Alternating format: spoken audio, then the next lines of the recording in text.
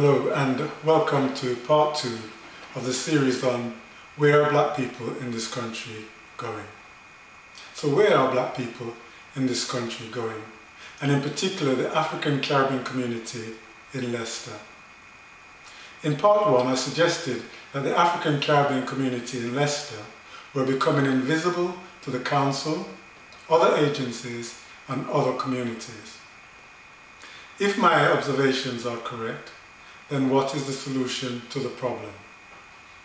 In my mind, the first thing we've got to do is to come together behind common causes and speak with one voice. And therein lies the problem. You see, I can give you a list of reasons why other people say we can't come together. They say we're from different islands. They say we don't trust each other. They say we're too dispersed across Leicester and Leicestershire. And some even say the problem goes all the way back to slavery when we were indoctrinated into hating each other. But you know, it's not unheard of for people from different countries to work together. Neither is it unusual for sworn enemies to trust each other in solving a common problem.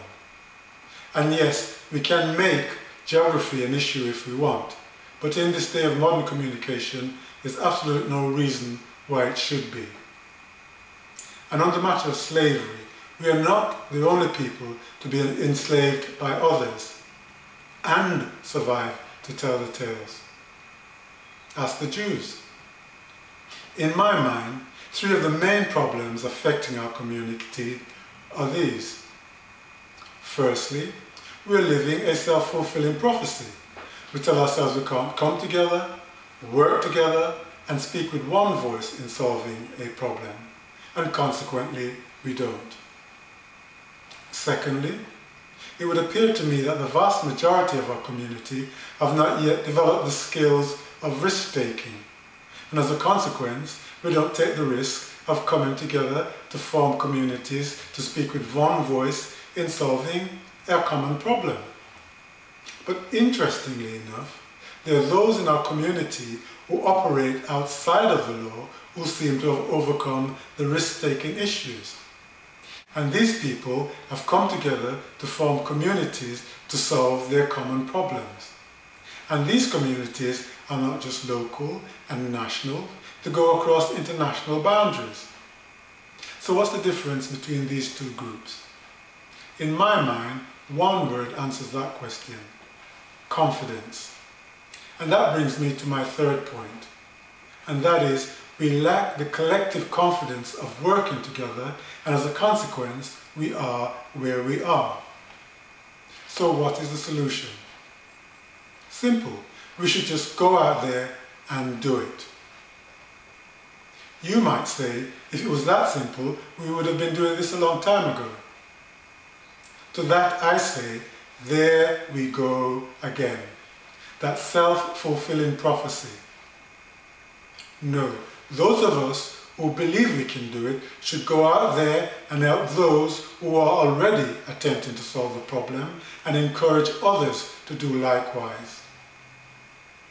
Encourage, not force or criticize. No one person inside or outside our community can solve this problem.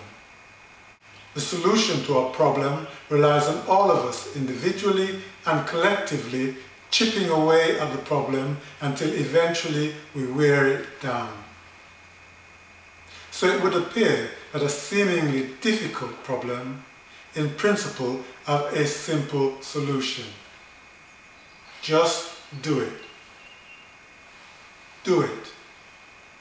There's no magic pills, no silver bullet, or vaccine that is going to solve this problem. We have simply got to just do it. Just go out there and do it. And you know what's wonderful about all of this? 2 things. Firstly, we are the major beneficiary of all of this. We and our children. And secondly, the solution to the problem lies in our hands. That is assuming we are prepared to go out there and work to achieve it. Thank you for listening. Please feel free to leave a comment, good or bad, and perhaps you will join me in the next part of the series. Goodbye.